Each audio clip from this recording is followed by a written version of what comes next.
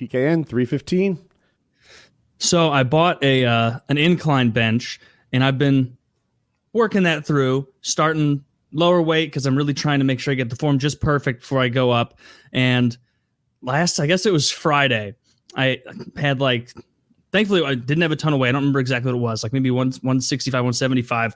And I unracked it. And you know how when you're getting, before I even unrack it, you know how you gotta hype yourself up? You're like, yeah, I'm going to get perfect form. I'm going to do this perfectly. Yes, you just watched the video. This is my time. And I unracked it, and I was so motivated, that I just exploded up with it, hit the bottom of the J hooks, the edge of the J hook.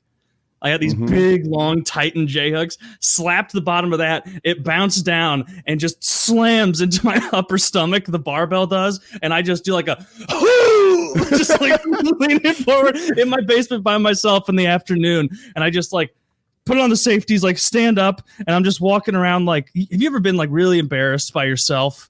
And you just start talking. Yeah. Yeah. You're if you have a bad memory, some comedian talked about this. Maybe it was Brian Regan. He's you try and talk a memory out of your head. You try not to think about it.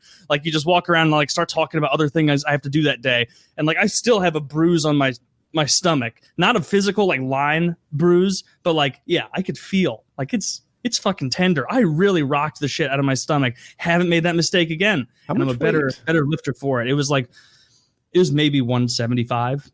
That's a lot, Taylor. Most. All your shit's heavy. Yeah, and it wasn't the weight; it was the momentum, the bounce back. And those J hooks, they got some spring to them. I realized, and so it was really painful and even more embarrassing. But I've been really anal about it since then. Am I lined up correctly? Oh yes, I am. Okay. The problem with inclines, you can't do them safely alone. If it's flat, you can have the little protectors in the right spot. If it's incline, I guess you just drop it on your penis and hope for the best. Yeah, pretty much. Well, you just don't put the locks on, and that way you can spill it. Yeah, by force of habit, I always put the locks on. I've always been told to do that when I was being taught to lift, and so I just still do it. Putting the locks on is part of my rest period between sets. That's a necessary step, Kyle. I'll take advantage of these few seconds, Putty. Maybe we can get the screw-on kinds. What do you guys think, huh? Yeah, the screw-on. Got a tire iron over there for 40 minutes. Oh, what do you know? The wrong weight. Oh, workout time's over. See you tomorrow. Yeah, I wouldn't put locks on if I'm on anything that could get stuck. Mm-hmm. I should start taking that. Well, I'm so used to flat bench that I didn't really think it through, and it's maybe happened twice ever that I've really had to let the flat bench carry the weight. 2 times ever that's happened. And both times you're fucking thankful as shit that it's there. But yeah, I should do the dump thing. You're right. That's a much higher IQ move. I'm worried about dumping it and then just going boom and just swinging the other way and smashing into my bar and coming down and hitting me or my power rack. Have you been rescued on a squat yet?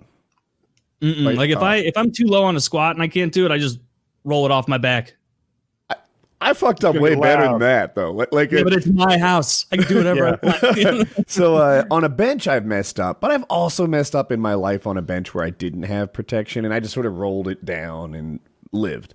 The squat, when I fouled up, though, I was crushed forward, what would have been face on the ground with the bar on the back of my neck.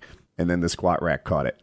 Oh, wow. That's way worse potential fail. It would have been awful. The bar would have been on the back of your neck, but what I've seen is it makes you do a cartoon-like forward flip. It's hilarious.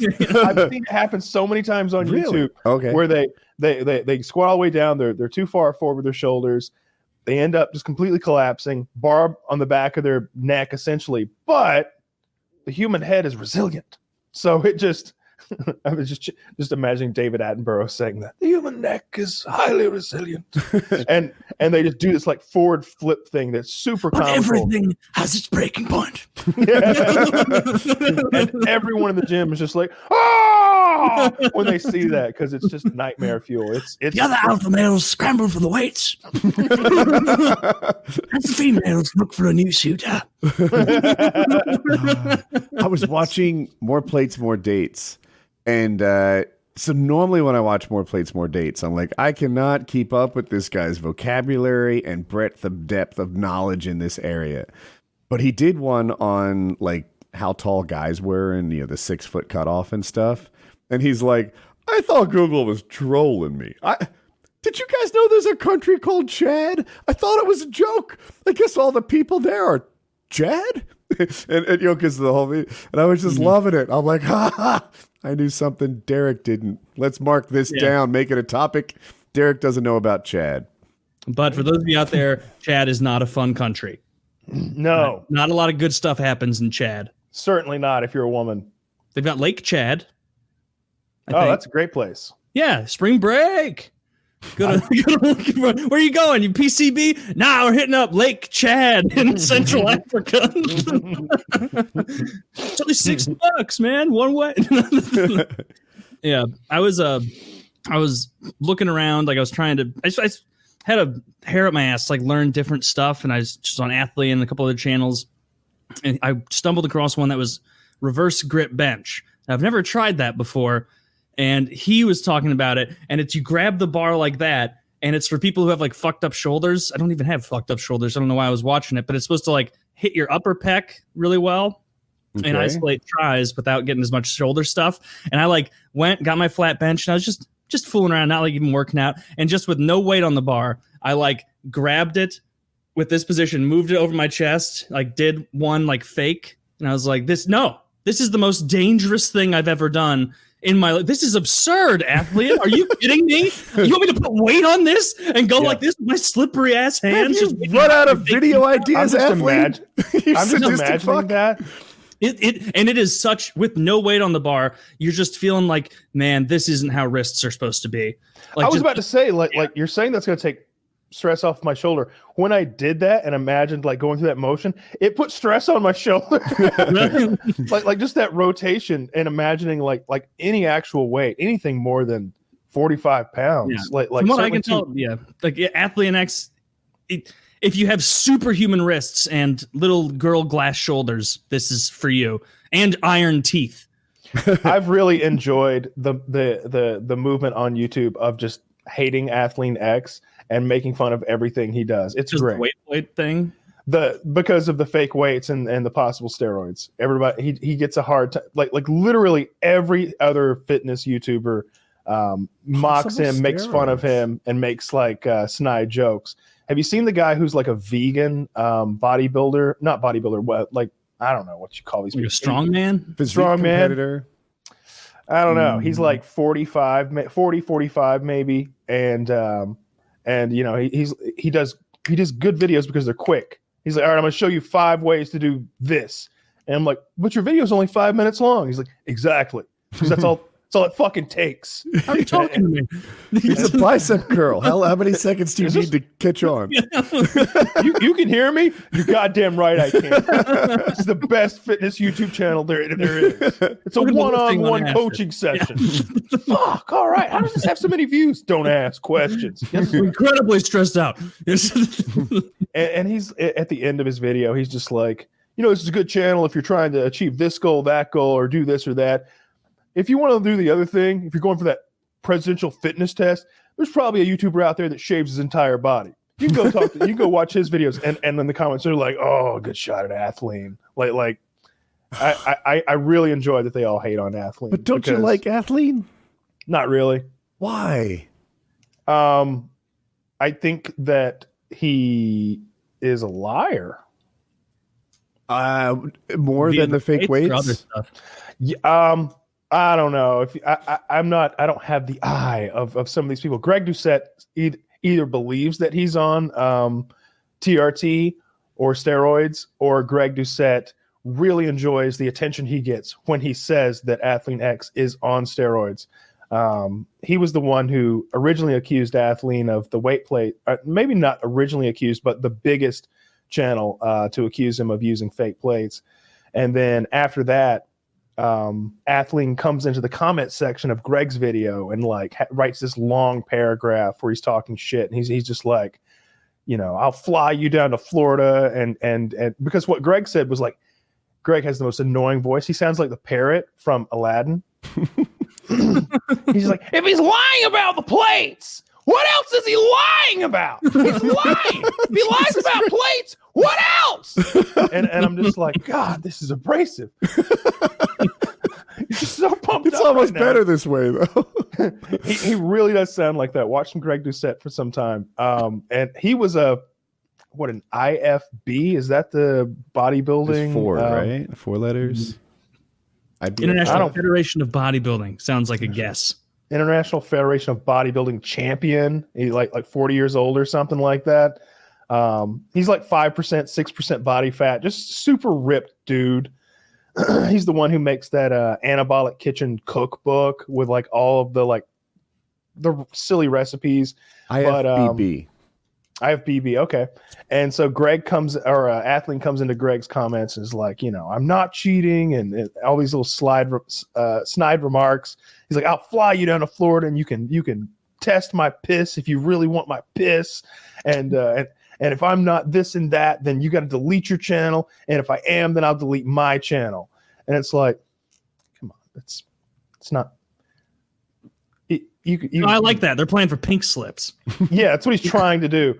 And it was really funny. And Greg has continued to just mock him in several more videos about I the want my plays. fitness videos to be as short as possible. And so, like, if I see one that's like how to do this correctly, and it's just some guy says, my name's Alan, and this is how to do this. It's like, fucking thank you, Alan, so much. That's great. That's just what I needed. Not I me. don't need No. I want to understand the man's internal. internal motivation for making a bicep curl video. I need Yeah. some preamble. I want to hear about the mistakes he made as a child leading into this. I like it to be like when you're trying to find a recipe and there's you end up on a blog where she's like, it was the summer of 1992 and I'd gone to visit my mother-in-law. She didn't care for me, but that was before she had tasted my banana pudding. and it's just like it's like 18 paragraphs of her telling the story of banana pudding, and I'm just like, lady, I just wanted to know if you put walnuts in there or not. I've got pecans. Will those do? Like, let me scroll down, and there's my answer. No. Okay, you're still talking about the Old West or something, and how this was a staple food for the pioneers. Or I don't think nonsense. Athlean X is bad. I do have a little bit of an issue in that I get that there isn't daily content for working out. It's a pretty repetitive behavior, and there's only so much to explain. This guy's been making videos for 10 years now. So now I feel like he's like, this is how you hit your fucking quadronexus, that tiny little muscle you didn't know was underneath your shoulder blade. And I'm like, wait, what? But steroids? He's been in this, his body hasn't changed for 5 years now. that's the point. He just keeps getting older, but it stays the same. It's weird to me that he doesn't make gains. Like if he were to stay the same, he could just hit his like physiological perfection. Like that, he's maxed out what he was born with would be one way to look at it. Whereas if I was getting it from a steroid, well, fuck, I could max out. Period. Get bigger, stronger. Maybe. I mean, but he's shredded too. He's like 8-9% body fat, right? And I think he claims like even less than that. He's like, if it's a YouTube guy, I don't give a fuck if he's on steroids. Just make a 1-minute video telling me how to make sure I'm doing some press or pull correctly. That's it. And if I watch a YouTube video and they're like throwing shade at each other, well, I would just want to learn how to do a different kind of dip. Get the fuck out of here. I disagree. I don't care. Like, for example, if it was a makeup chick telling me how to do makeup better, but then I found out she actually photoshopped her makeup and improved it unnaturally, like it would set my expectations wrong. I need to know. That's not a good comparison, though. Okay. Like, because the techniques are the same, right? Photoshopping and applying makeup. No. Well, you're making my point for me. No, I understand where you're coming from now. The techniques of lifting the weights are the same, but photoshopping is a completely different thing. No, because even if he's yoked out of his mind if he's on steroids to the gills doing overhead press, but he's doing it with perfect form, explaining how he's doing it, it still serves the same purpose, I guess is what I would. I follow what you're saying, but he's also defining a program for me. He's helping me choose which exercises I use. Those things might differ when you're on or off the juice, right? Maybe I do 3 days a week, and he's suggesting 6, right? Like those won't differ, but the the amount of days might, I often see them give you like guidelines for like, there's the one amount of days YouTuber. might, and what you do each day could, like a lot could change. If this guy is a fitness expert that's going to put me on a plan, and he's using his body as his resume, yet he's on roids, it's like, well, fuck, how does your plan work for non-roids? I want to see that. There's one that does that. There's one that literally does that. He's like enhanced versus not enhanced. He's like, now for your enhanced guys, you're going to be able to go an extra day. You're going to be able to go an extra day this week. You won't be sore in 2 or 3 days. You're going to be ready to get back at it. He's interesting in that way. What's his name? And then he's like an older guy, like Bulldog 444 or something like that. I don't even know. He's just, his forearms are so vascular, it's terrifying. He looks like he's late 40s, early 50s, something like that. Just a gigantic human being. And he often says that because he's clearly on a lot of things. And yeah, and the other guy I was mentioning is actually a vegan lifter, like the one who was making fun of Athleen, who's also a little bit older. And I don't know how I do know how he gets his protein as a vegan, but it just doesn't sound very fun. What is it, like a bunch of beans? It's a lot of vegan shakes that he's drinking. Oh, well, that doesn't sound that well. They're probably not that terrible. It's about whey protein, they're probably pretty rough. Yeah, no, it's not whey protein because it's egg. Vegan. Yeah. Oh wait, whey protein's not vegan? It's egg. I didn't know that. I thought. Let's not talk about how dumb I am. Isn't whey a plant? Isn't whey milk derived? Like casein and whey are from milk, I think. Or like milk and cow products. Casein is from milk, and I believe that whey is from eggs. No. I thought. I thought they were both cows. I don't know. Who fucking knows? I just know that I drink whey, and it's got 51 grams of protein in the can and 230 calories. I've just realized it's fine. that I always knew whey was from wheat because of how many letters they have in common. in hindsight, I take that back. For a split second, I thought you didn't know how to spell wheat, and this was about to get real fun. Yeah, whey is milk too. I didn't. But I know there is egg protein out there. Yeah, there's a difference though, because I know casein. Casein's like slow digest or some difference. Yeah, and it also tastes worse. I got casein at one point, and it's grosser, way grosser. I guess it depends on the brand or the flavor and everything. Yeah, maybe. I know. I have a lat pull down machine that's supposed to either ship or arrive tomorrow, but Titan Fitness does not give a lot of details in those emails. So we'll see. So I'm excited to get that. So now, did you say you got a couple machines? Did I get that right? Well, I talked about. I bought a back hyperextension thing because I wanted that where like you lean, you can like hold a plate or something and lean over and help your lower body and your lower back. I got that T-bar row chest supported thing, so I could like really overload my upper back traps and like the pulling motion. And then the lat pull down is something that I've wanted for a while, and it was only like $400, and so I was like, fuck it, like I will use this. Can you link it? I'd like to see what you did. Yeah, I'll send it to you. It's about time you started working out, Taylor. You're kind of strength-wise pulling the show down. It's true. It's very true. I do my best. It is. It's one of like I've had a very stressful past month, and I've been like, I don't think I've worked out this hard. Most days I'm working out like almost 2 hours a day, Monday through Friday. Like just middle of the afternoon, I just go down there and like tune out and put on something, usually like a stupid horror movie or like Family Guy or King of the Hill, and I just like lift until like I'm almost shaking, and that's really helped me feel better. For a second, I thought you said stupid horror movie, and I'm like, but which one? There's so many. There's so many stupid horror movies. Okay. Yeah. I wanted to get one that was plate loaded because they're way fucking cheaper than those ones. And you already have plates. And I've got hundreds and hundreds and hundreds of pounds of plates. So yeah, and it's got good reviews, so should be fucking good. I'm excited for that. You're probably going to want to upgrade the bar. Yep. Yeah. I already ordered a better bar because apparently that's a complaint about this. And I got the like rope thing for tricep pull downs also. I'm not sure what other handles I want. I use the rope for tricep pull downs on mine. Yours has what mine doesn't. Do you see how there's a seat and something that goes over your thighs? Mm-hmm. I just sit on the bench you'd use for bench pressing or the ground. And you get any weight on there and it pulls. It's a pull up. It sucks. Yeah, you're not isolating your lats anymore. It's really defeating the purpose if you do that. Yeah, you need the knee bar. Yeah. I wonder why you wouldn't be isolating your lats though if you just do a. Because there's a lot of shoulders and back going on, and it's the same motion, right? It's exactly the same place. You'll be rocking back and forth and using different muscle groups. Possible. Okay. You know, kind of rolling your shoulders back, also in the lat thing, and sort of pulling toward your chest, and it's definitely not the same motion because the weights are completely different with the amount of weight you can do. If you're doing it right, you shouldn't be able to. If you're like fucking around on lat pull down, really doing a kipping pull down, you can pull down a ton of weight, but you're not actually hitting your lats, you know.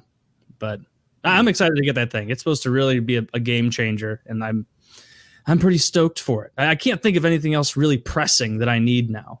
You know, I got pretty much everything I could think of. I got the cable crossover machine would be the last holdout, except the one that I want is like $2,300. I don't remember the brand, but it's so fucking dope looking, and I really want that. It's got like the two plate stacks and everything, and so I really want that. But that'll be I need to hold off because I've been spending money like a retarded person. I was about to spend I was on such a buying fitness stuff kick. That was just like, you know, these two 70-pound dumbbells, they could really help. $330, you know, and like I had to have a little bit of rationality. Be like, are you retarded? Are you? No. You have plates. Get stuff with plates. Don't spend $330 on two 70-pound dumbbells. You're going to hate yourself. So your answer to are you retarded was no. Noted. The crossover machine I dream of is like $4,500. But when you add on the addition to the house, it's a good $30,000. It's so goddamn tall it doesn't fit. That's where they get you. That's where they get you. Big home improvement. Now, where's your warehouse that we're setting this up in? Oh, you don't have one. He just rips the placard off his truck. Well, it's also Tommy's Warehouse Supply. Oh, no refunds on that, sir. But I've got a good tin corrugate shed idea for you. Yeah. But anyway, I've been really, really liking working out recently. It's been a bunch of fun. That's awesome.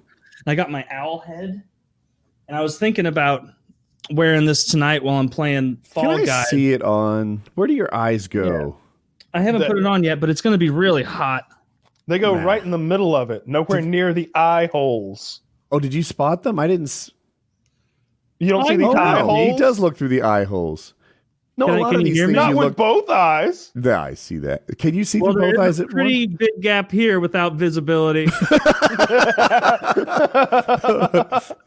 I've got. I have a hard time seeing anything in sort of this region.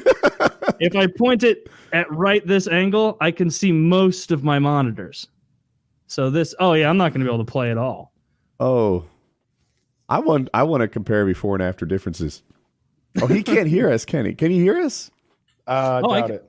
You could. I could barely hear you. I would need to get a little thing threaded up in there into my ear. I think when you wear that, you're going to get huge numbers. We'll see. I'm wearing it after this tonight. I throw on a dumbass pilot hat and my numbers double. That owl thing is going to go next level. It's going to be a Twitch trend. I can see it coming. Everyone will be in costume going forward. Well, and you didn't even see the full getup. Oh God, that's going to be nice and cool. You're going to need an air conditioner. Wow. It's thicker than you'd guess. It looks like you're going to Siberia. That's going to be so fucking hot. This part is going to make playing games really tough. Are there only 3 digits? Yeah. Oh, no, wait. You slap your hand in here and then you... Oh, okay. Okay. All right. All hope is not lost. I was going to say, like if you have to play games like this. I'm trying to jump. I can't hit the dive button. Just furious at Fall Guys. Yeah, that game's a lot of fun. I know it's not your guys' jam whatsoever, but if you're ever just wanting a thoughtless, stupid game, that's the ticket. I was thinking I wanted a thoughtless, stupid game like yesterday. Like I was looking at, I used to play Paper Mario on Nintendo 64 when I was a kid. Like it came out in 2000. And I was like, somehow or another, I saw there was a new Paper Mario game. And I was like, okay, I want it. And it's on the Nintendo Switch. I don't have a Switch.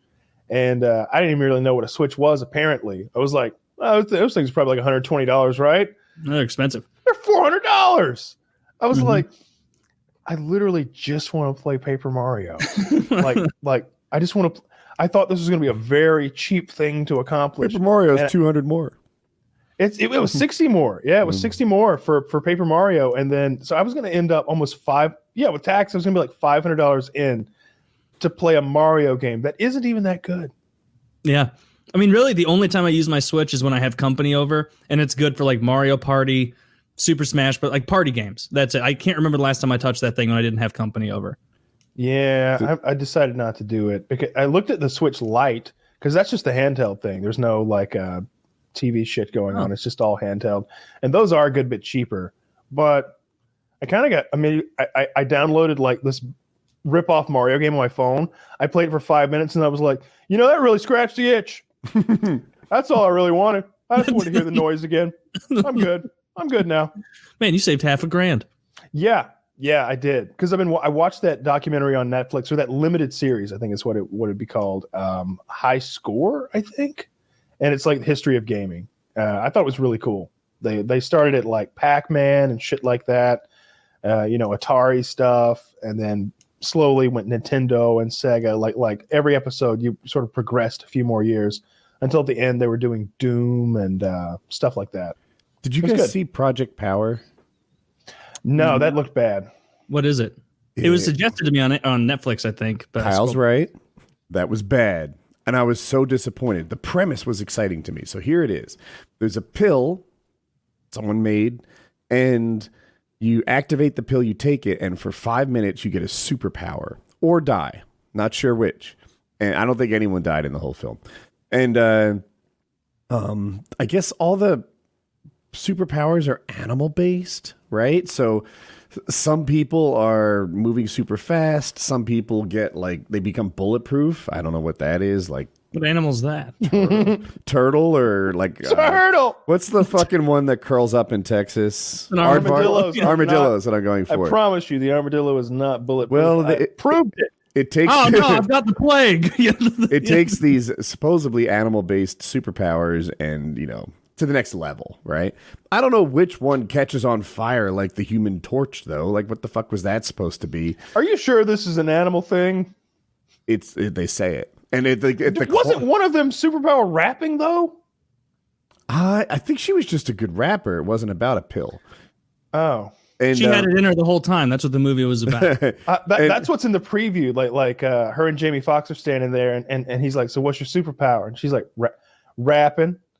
Oh. He kind of laughs. She's like, "Give me a word." He goes, "Antibiotic." And she starts rapping really. She's like, "Antibiotic," and she starts lays out this crazy long freestyle about antibiotics. That happens really when she's not on the pill when she does that. I remember that scene. Mm-hmm. But at the climax, the guy is like, "You know how these are all animal based, right? What do you think the most powerful animal is?" T-Rex. That's a good one. He's like, "You think it's the lion? No. You think it's this?" And he's like, "No, it's the mantis shrimp." The mantis shrimp. Now, this is something I know about because I was a reef keeper. Mantis shrimp is this little tiny shrimp, and it hits so hard, it sounds like a popping sound. I think it breaks the speed of sound. And it'll break your tank. You don't want a mantis shrimp because it'll pop a hole in it'll break the glass and all the water pours out on the ground and everything you have dies. If you accidentally get a mantis shrimp in like rock or something like that. So that was this guy's superpower. He takes the pill and then he's able to hit people really hard and hurt them and stuff. That's a pretty good one. It is a good one, and you wouldn't think the mantis shrimp was cool, but it is, and that's why I'm saying it was all animal-based, but they're very flexible on animals and that do shit. Do you get the same animal every time? So if like one guy takes and he's like, "Oh, I'm a worm. Fuck, this pill's..." Yeah, right. He starts doing the worm. he gets the ability to digest dirt. I just want to eat shit. Cut me in half, and in 6 to 12 months, I'll grow a new me. Yeah, this is a terrible pill. That last part sounds kind of neat, but anyway, it was incredibly terrible, painful the whole time. Yeah, right. It's just 6 months worth of torture. Just 6 months of screams.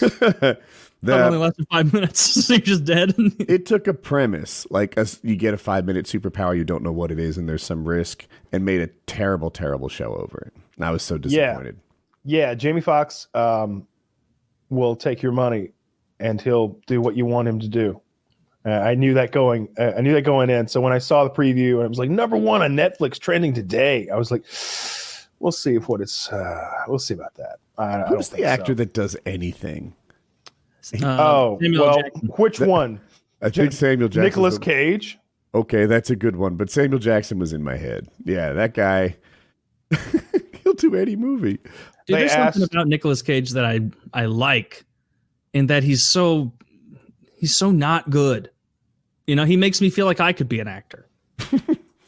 So, if only my dad was like Francis Ford Coppola or Grandpa, whoever. He won an Oscar.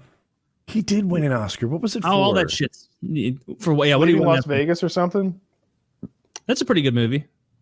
It's a depressing movie, but it's a good one. I watched that in the last like 2 months or so, and I hadn't never seen that before. They asked Michael Caine once. He was in, I think, Jaws 3. And they were like, he was in it, and they were like, "Have you seen it?" And he's like, "No, I've never seen it, but I have seen the lovely beach house it bought for me." Good for him. That's the way it should be. Jaws was good though. I feel like Jaws 3. Jaws 3 was not. Oh, my mistake. Oh, okay. No, that was Was that the one with the kids where they're all on their own boats? That's Jaws 2. Which one's 3?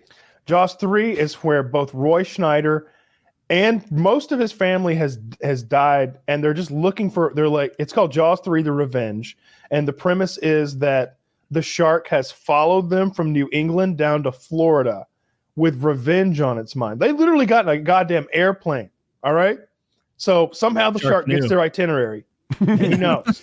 He knows they're going down to warm water, and not really his hunting ground normally. But hey, he's after Roy Schneider's wife, I think. And Michael Caine's with her and one of his sons. And I want to say the way they kill the shark in that one is literally the wife of dead Roy Schneider, because he's gotten enough sense not to come back. He's doing Sequest or something at this point on TV. She like sails a boat into the shark, and it's got it's not the mast, whatever that thing that sticks off the nose of the boat is. Mm-hmm. It's been broken off to a jagged point, and she impales the shark because it like jumps out of the water just in time, and she impales it with a boat. It was awful. So bad. If I recall, doesn't she work at SeaWorld or something? I've seen the movie once, and it was about 15 years ago. I don't want to come off like some sort of super badass, but I think I could avoid a shark death just by, not working at SeaWorld. Yeah, land. I like to watch those YouTube channels that make fun of bad movies. I'm a huge fan of Red Letter Media. Huge fan. They have, if you've never watched their stuff, they have similar senses of humor to us. Like, God, I'm like, I thought I was the only one doing rape jokes in 2020. This is good shit. Like, really? One of the guys does this character called Mr. Plinkett, and he has his own movie reviews. And Mr. Plinkett was doing a movie review the other day. I can't remember which movie, but he sort of does this like droning, dull voice as an old man talking about the movie he just watched. And they're almost always negative movie reviews. He's like, I just watched this piece of shit. And it makes me want to kill someone, just like I did my ex-wife. And he just on and on. And at one point he was like, I thought I was watching my favorite film, the Mary-Kate and Ashley Olsen Adventures. It's a good one. And it sort of shows a POV shot of him with like 4 cassette tapes of Mary-Kate and Ashley Olsen and a television playing it. And he just starts ejaculating. You don't see him at all, but you just see cum spraying at the television set with such ferocity that the television set explodes, and now there's a hole in the middle of the glass tube, and the cum is still flowing. There's such a thing as too much zinc. Yeah, this guy had so much zinc, so much. I'll tell you my mix later. So much soy lecithin. What are the other 2 things? Beta alanine and para something or another, some sort of fucking monk root plant or something. I don't remember what the other thing I'm taking. It is. Anyway, he's coming now into the hole that's left in the TV, and he's just going, oh, and there's sparks flying out of the hole in the TV and smoke and stuff. And it's just this like rope of cum that's clearly being sprayed out of like a water hose or something.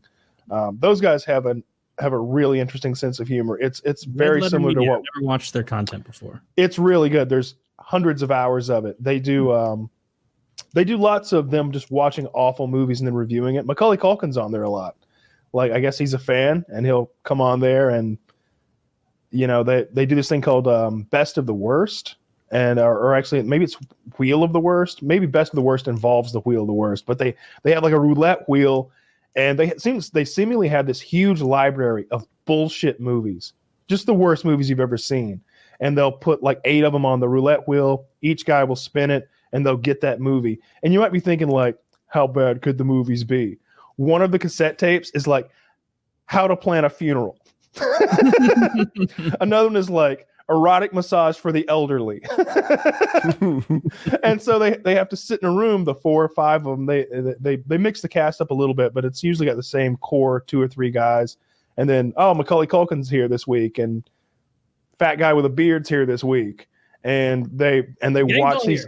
They watch these awful movies, and you get clips of them watching them, sort of Mystery Science Theater 3000 style, and then they sort of sit around a desk drinking, getting really drunk, and just talking shit about these movies. It's really good. I love it. It's like fun to do.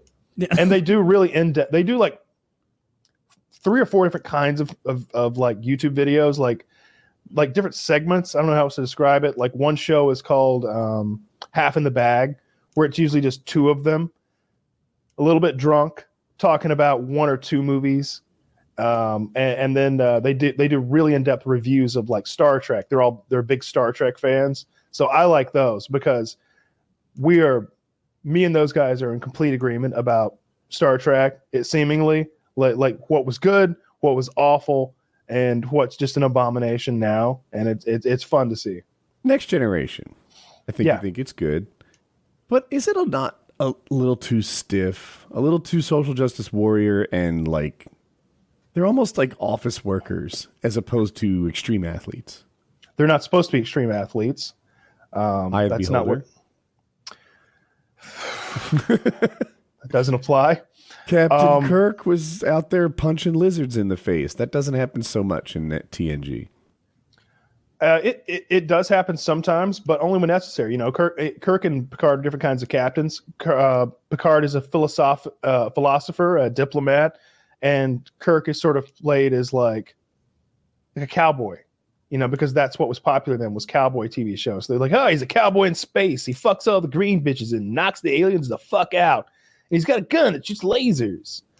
But Picard is, I really like the clips on YouTube of Picard like owning people with his speech, like they won't need to have some ridiculous battle with people dropping out of the sky and doing X Games shit. Picard will outthink them and outplay them and outmaneuver them, and I really enjoy that. I like his speeches a lot. Even when they have a battle, it's just some unsatisfying laser beam that sort of zoo and puts damage on the other ship. Sure. The battles do sometimes leave something to be desired.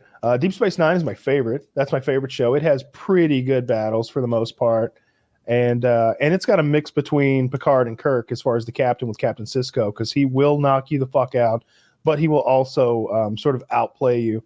There's a really good YouTube video if anybody gives a shit. It's called like Why Benjamin Sisko is My Favorite Starfleet Captain or Best Starfleet Captain, and it's him in this standoff situation with these like terrorists who are on a planet, and he's telling him, he's like, look, surrender, come back with me to the starbase, you go into space jail. And the guy's just like, no, fuck you, I'm on the planet, you don't even know where I am.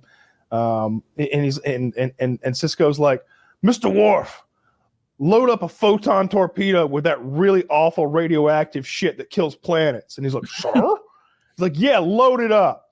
And he's like, and the guy on the phone is just like, the fuck you doing with that? I'm going to destroy this planet. No, you're not. It's a whole planet. That's where my people live. Yeah, I'm going to blow it up. He's like, no, you won't. You're fucking bluffing. And he's just like, Mr. Worf, fire. And he fucking like irradiates this planet. And the guy's like, what have you done? He's like, it's fine. People will be able to live there in 15 or 20 years from now. And if you hurry up, you can get your people out of there. He killed like some large number of people, tens of thousands, hundreds of thousands. Wait, 0 people were killed. And so, and In the clip, it seems like he did kill a lot of people. Nope, not one. And so he's just like, what have you done?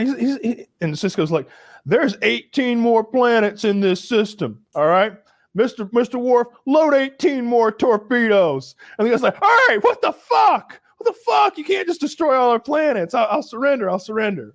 Are you sure no one died in that? I remember it differently. They're terrorists. Well, they're freedom fighters. That was the message that was sort of being taught with the Maquis terrorist, was that one man's terrorist is another man's freedom fighter. Because the reason what's happened is you've got this one alien race who invaded another's planet, enslaved them, rape, torture, slavery, all that good stuff, murder, long war crimes for decades or something like that, maybe 10 years. And then they got thrown off. And so now that planet is no longer under the rule of the other one. The occupation has ended. But during that occupation, that planet had lots of people who were fighting as terrorists to defend themselves. And now what you have is people who were formerly from there and people who were in Starfleet who are like, fuck those people who were invading you. Like, we're going to continue to fight them for like these like border planets that are like between where they live and where we live. And the Federation's like, no, we signed a treaty with them. They get those planets. And they're like, no, those are our planets. You can't just sign a treaty and give away our planets. And they're like, yeah, we can. That's the law. And so you're like, well, wait a minute. They kind of lived there forever. And then this big government just came in and said, well, this isn't yours anymore. It's the bad guys. And so the Federation, while those are the good guys, that's Captain Kirk and Picard and all of our favorite TV guys. That's what they do.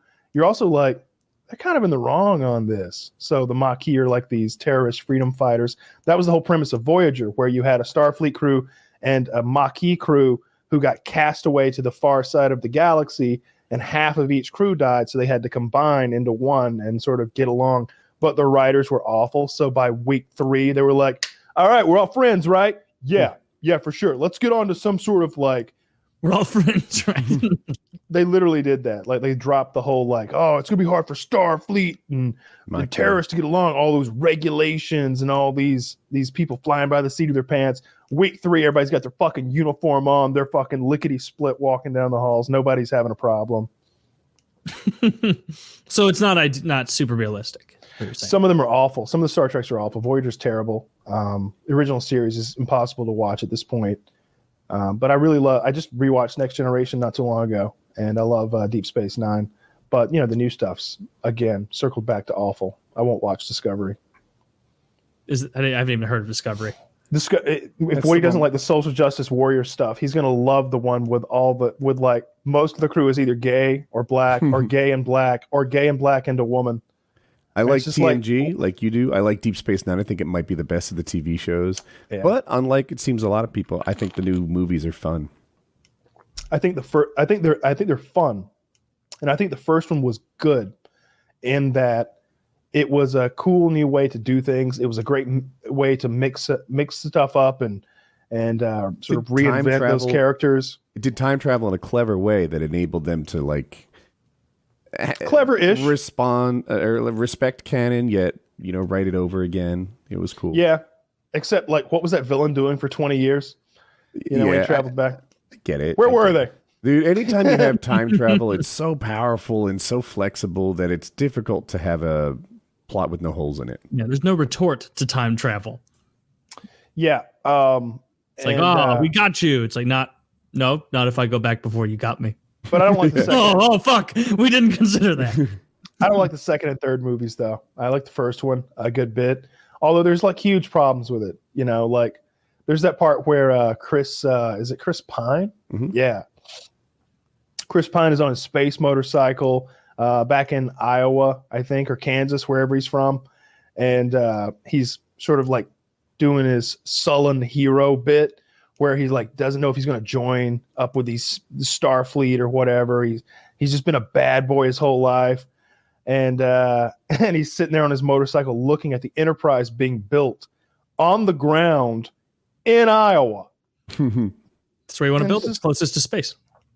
It's just like they probably wouldn't have built the thing on the ground. That's or where the Iowa. Resources are. I don't know. It can land on a planet, so why wouldn't it take off on a planet? We're running low on wheat. Well, maybe the Iowa thing. Well, probably there was a powerful senator from Iowa.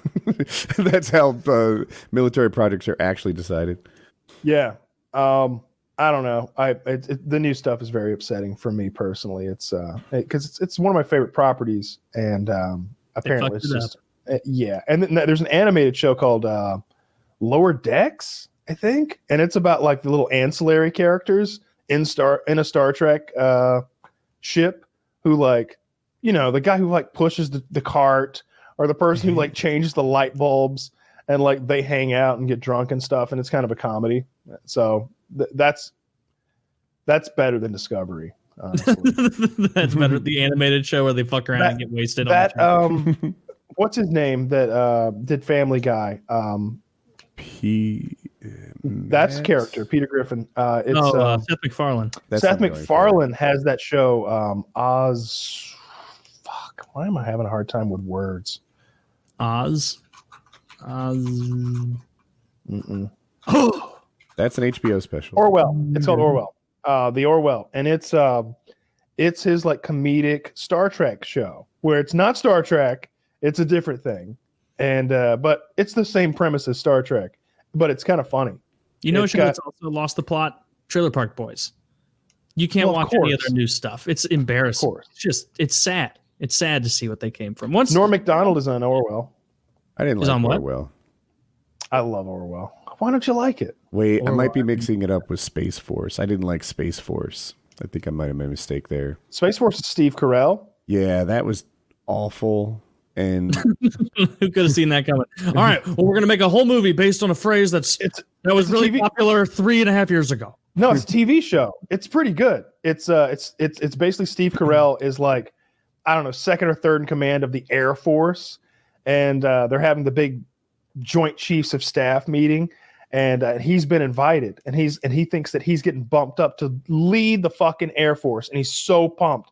And he's like talking shit to the guy who's currently leading. And he's like, "Looks like you're out of a job, and I'm in the big chair." And he gets in the room, and they're like, "No, you're leading Space Force." And he's just like, "Oh no!" And they just ship him off to like bullshit nowhere, and this Space Force base, and it's just hijinks. John Malkovich is in it. It's John Malkovich and Steve Carell like bouncing off of each other for, I don't know, 8-10 episodes. I liked it a lot. The Orwell is a completely different show. It's Seth MacFarlane, like I said, and it's Star Trek. They're in space. They're traveling around, finding new shit. But it's comedic. It starts off being really silly, but they sort of like fall into this mixture of silliness and like, oh, this is actually kind of a decent Star Trek episode. It gets better. Space Force is lame. I've got in my head, what did they like play paint? But no, they attached balloons to each other to see who was going to. What were its stakes? So there were two companies. They were choosing the proper exoskeleton suit, and one was really shitty, and the other was actually pretty good, I guess. And the Space Force people were not athletic at all. They're fat, they're short, they're girls, they're whatever. They're all worthless. And the weapons they're using are like cuticle cutters and something else. And they're going to try and battle in these things. And it's just the stupidest, fucking lamest premise ever. That's a way to choose it. And in the end, John Malkovich just like types a few things and turns off the other people so they have to stay still. It's so fake and gay. But didn't you like the episode where they launched their like satellite and the Chinese satellite comes along and like clips the solar panels off the American one and just rides away? No, because they're debating the solutions on how to solve it. And Steve Carell's character is like, can we just like maybe bomb it? And have them attach, or he wanted a nuclear bomb for like a couple different solutions over the course of the season, and all their ideas for putting it back together were bad. And I think they never got it back together, did they? Well, the point is their ideas are bad. It's a comedy. This is the actual Space Force. Those guys have good ideas. What they do, Taylor, they're like, wait a minute, we've got 2 astronauts already up there, right? And he's like, what are you talking about? The research laboratory. there's a chimp and a Labrador in the research laboratory. And frankly, sir, we turned those cameras off 2 weeks ago. We kind of figured they'd work things out themselves. We're done with that program. Wait, you're just going to let them die up there? That's kind of how it works. And so now they have to choose between a chimpanzee and a Labrador to go on a spacewalk to repair a fucking satellite. It goes well. It's hilarious. It's hilarious. Doesn't go well. Because they send the chimpanzee out, and he's freaking the fuck out. And long story short, it doesn't. One episode of You. So it doesn't go well. What happens? The Chinese come along and they pick up the chimp and they kidnap him, or he willingly goes to the Chinese and he's a traitor. The dog was eaten weeks ago, so he can't help. And meanwhile, all the scientists are having these like ideas that would work, and Steve Carell is just close-mindedly pushing forward to get monkeys and dogs to fix it. And the premise is so stupid that it's not a good episode. I loved it. It was a great episode. Woody's one of those people who's sorry that he's like, Dunder Mifflin could be selling a lot more paper if this guy would just get with the program. Stanley's a great salesman. There can be a thing that's too stupid. Like this guy is leading it, and he's, I guess, when The Office when he played Michael Scott. Yeah. He actually had some redeeming qualities. Every so often he'd give a speech that showed that he was wiser than he seemed to be. That sometimes when he was a goof, that was a calculated move. His time at Chili's when he was, I guess, developing a rapport with the client that no one else could, you came away and you're like, shit, like there's a reason Michael's running this thing. And he's effective in his own way. In Space Force, that never happens. He's a fucking moron. He's dumber than anybody that you know in real life. I thought it swung back and forth a little bit. I thought the thing was to make fun of the Trump administration.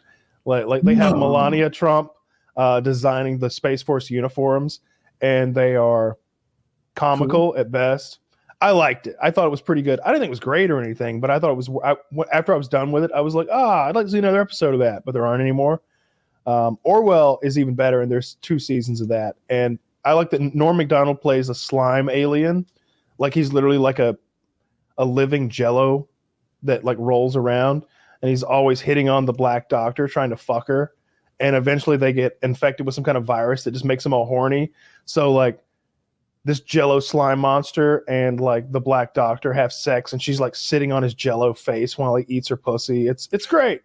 It's great. That does sound fun. Dude, there was of course, Next Generation had a scene where I think they all got horny or drunk or something.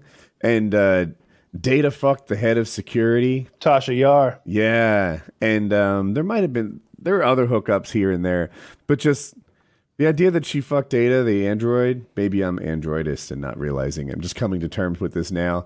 Was like, fuck, that's just something the two of them are going to have to know for the rest of her time on the show. She picked well. She picked the one who's not going to talk shit. Who's not going to like. Tasha's a real whore. She took it in the ass. Like, Data's not going to talk shit afterwards. He's not going to tell anybody, probably. And nobody's got the stamina Data's got. Yeah. She asked him, like, of course, this isn't how she phrased it, but she's like, do you know how to fuck? And he's like, I've been programmed in 10,931 different ways to please a woman. And she's like, come with me. And yeah. I guess as I think about it, I wouldn't look down on her for using a vibrator. Why would I look down on her for using Data? Yeah. Yeah, she can have a conversation with him afterwards too. Yeah, there's a lot of episodes of Star Trek where like everybody just gets horny because of some space anomaly. It's always horny. It's always something different. It's always something different that like makes them all want to fuck each other. But it's literally happened in every single Star Trek property. The writers are just like, hey, let's make one where they all fuck each other. My favorite though, because it's the worst, is in Star Trek Voyager. Again, the worst Star Trek ever made. There's one where 2 of the characters, the captain, and I want to say Tom Paris, who is their ex-con pilot, start. Ooh, a little bit of character depth there. Okay. Yeah, they start de-evolving, and for some reason they de-evolve into like iguanas instead of smaller capuchin monkeys or something like that. Something furry. In it, or a different? No, is that the one with this is the one with Janeway, the female captain. Yeah, this is the one with Tits McGee, fucking Jerry Ryan. Okay. Yeah, and so long story short, they're like, I want to say it was because of a new experimental warp engine that went like warp 10 or something. That's been retconned. And so they de-evolve into like iguanas. They fuck, and then they have iguana babies. What a retarded thing to do. It was an awful episode. There are many. Why'd you keep watching episodes. It? You got to know if it gets better. You have to know. Maybe the iguana fucking episode is the springboard into greatness. It was not. No. Yeah, the thing with Voyager was they had been thrown to the other side of the galaxy in the first episode or first 2 episodes, and then the rest of that whole series, every season, is the same thing. They're trying to get home, like they're always trying to get home, and so that's a cool premise for a show. That instead of like, all right, every week we go on a little mission, and this week it's these aliens, and this week it's that aliens. It's like, no, we're 80 years from home. And every episode you ever see of this show is just us struggling to get home by ourselves without, we can't call for help. There's nobody to come help. For the most part, a lot of the aliens that they were dealing with were like way behind them in technology, but there's just tons of them. So it'd be like 40 enemy ships that are like 100 years behind them, but there's 40 of them. So they're constantly in these ridiculous pitched battles and a female captain, which I liked. And yeah, Jerry Ryan. I wanted to know what she looked like. So Jerry Ryan was perhaps... Those look heavy. You could argue she's the hottest woman of the 90s. Like, everyone has a different bullseye, but god damn, did she nail hers. And I look at her now. This is the search string was Jerry Ryan 2020. She's fit. Her face is aged. It's hard. That happens to everybody. But fuck, she... Like, Taylor, those look heavy. Yeah, right? It does. Oh, that's a sagging reference. I see, but I'm not saying they're doing pretty well. I mean, bad. I just said heavy, I think they're doing pretty well. She's got to be 45. I don't know. I was just thinking if she was hot. Let's guess. Night. I say 45. I'm gonna take 47. I don't know why, because I guess it's what I am. Hollywood's. I'm gonna say 49. All right. Woo! 52. Holding up well. Yeah, she was great in the day. And then, there's Star Trek Enterprise, which I talked about a couple weeks ago, and my fascination with Jolene Blaylock, who's just a different kind of human being. She's perfect to play like an alien because she doesn't even look like a normal person. Huh. Which actors that were formerly hot are still getting good work when beauty's not their asset anymore? Mickey Rourke. Okay. Who's the guy with the voice that everybody impersonates? Jack Nicholson. No, not Jack Nicholson. He's the one now that I can't do his voice. Christopher Walken. He used to be very good looking as a young guy. Now he's kind of goblin-esque. But goblin-esque. Do you feel like he ever got work for his good looks though? Like, back in the day, yeah. Okay. Like he was a handsome man back in the day. Deer Hunter. He was in the Deer Hunter. Okay. Young fella. I think I've seen that one. Oh, yeah. It's good. De Niro. Yeah, I like him. I like it when actors can transition from like sex symbol to just great actor. Like Nicolas Cage did. You know who never made it out of that second tier of Star Wars was Hayden Christensen. The kid. Is he the one who played? Oh, is he the child? No. He's the teenager one. Yeah, he's the teenager one who's like, you underestimate my power, and it's like, I was like 9 watching that, being like, that's bad acting. So he's the one who's like, I just hate the sand; it gets everywhere. He was really sand gets everywhere. Yeah, he was stiff, robotic, and even when he was doing that stupid little scene where he's like, "It's over, Anakin. I have the high ground." Like, whatever that actor's name is, playing Ewan McGregor. He is doing everything in his power to pull Hayden Christensen into the scene. Yeah. Come on, Hayden, out of the fire, into the scene. And Hayden's just down there. He's literally using the Force to make Hayden Christensen act. He's just like, I just remember that being like, man, that poor motherfucker doing his damnedest to try and pull the scene out of this, and he just has this stone tied to his ankle. So yeah, he never got any more work, I don't think. Like I never see him in anything. Good. And that kid, Jacob Lloyd, Jake Lloyd, does that sound right? I know that. Because there was like a tidbit about it, like this kid got bullied so bad that he retired from acting. Good. Is that his name? Good. I say good. Yeah, Jake. How the fuck? Yeah, there we go. 31 years old. 5'5". George Lucas is the one who needs to be gotten. Like if I see everyone mourning over the gentleman who played Black Panther, and it is very sad that guy died.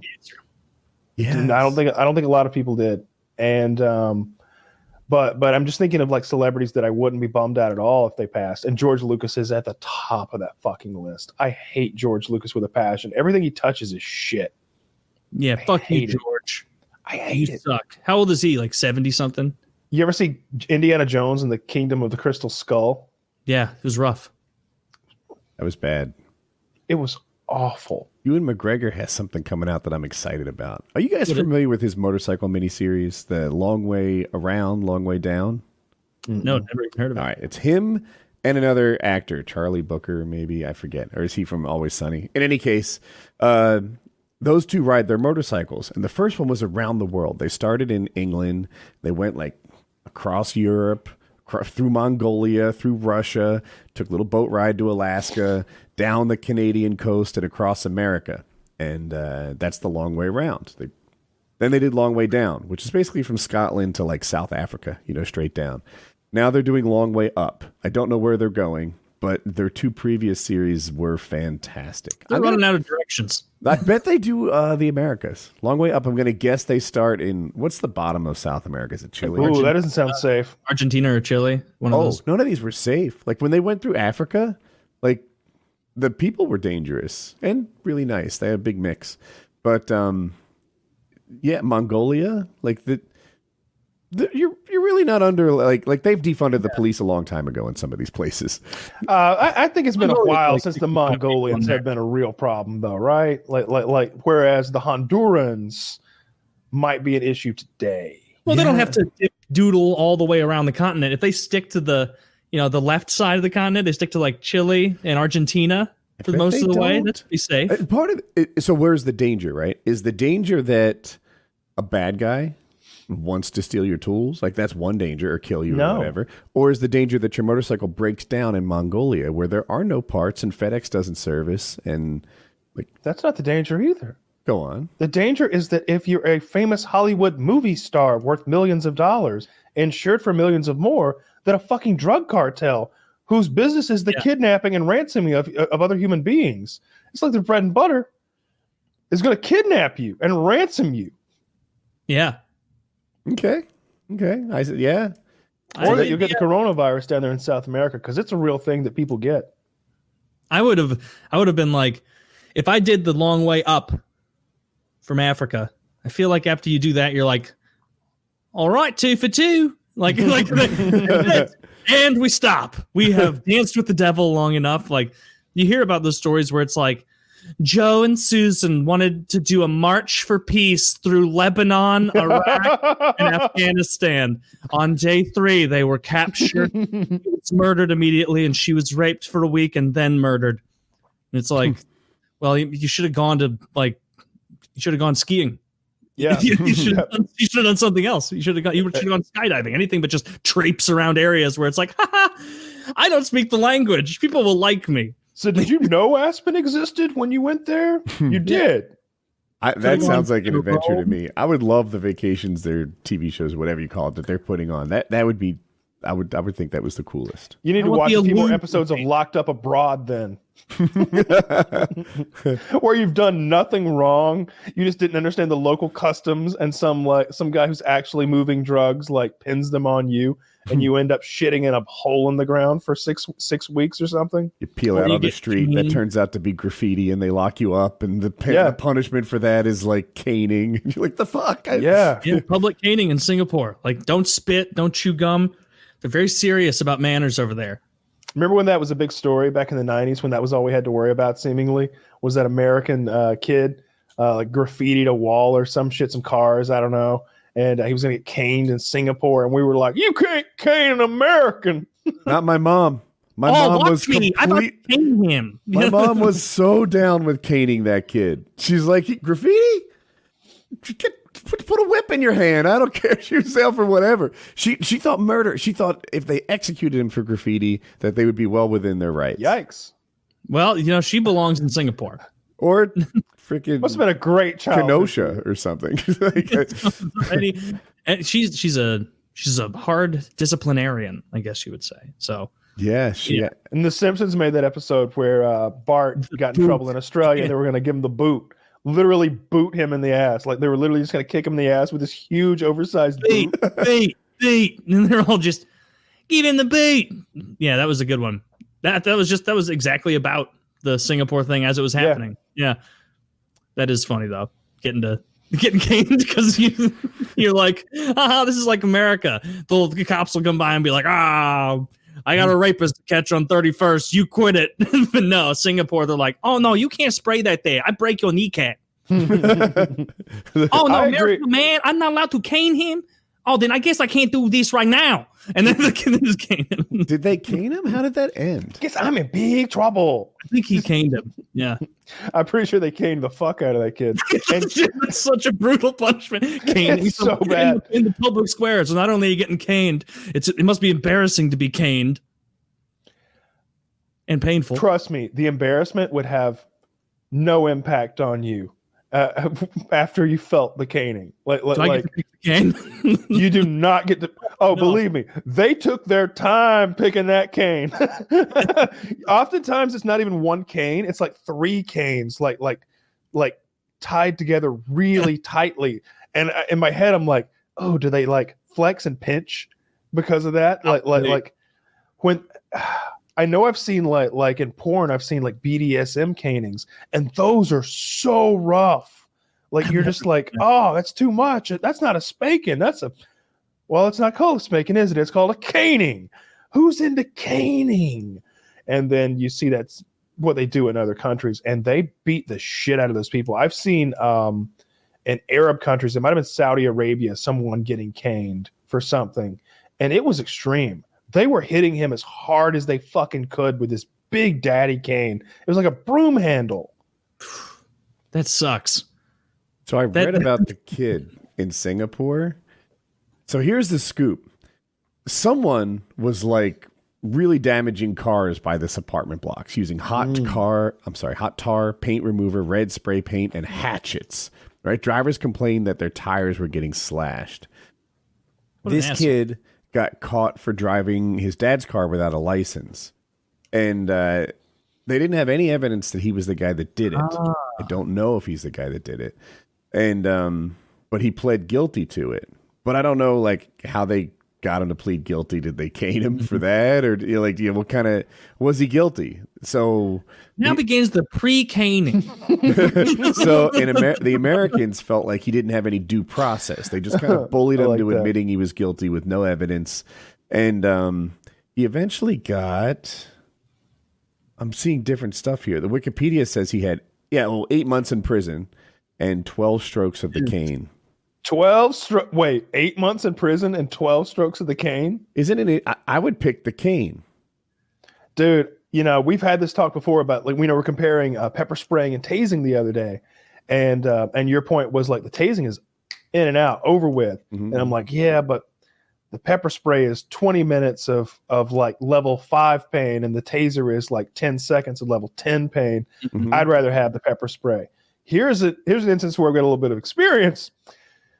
You don't want to spend time in prison. You don't want every day, every moment of your life for the next 8 months. Is that what they said? That's a serious bit. Yikes.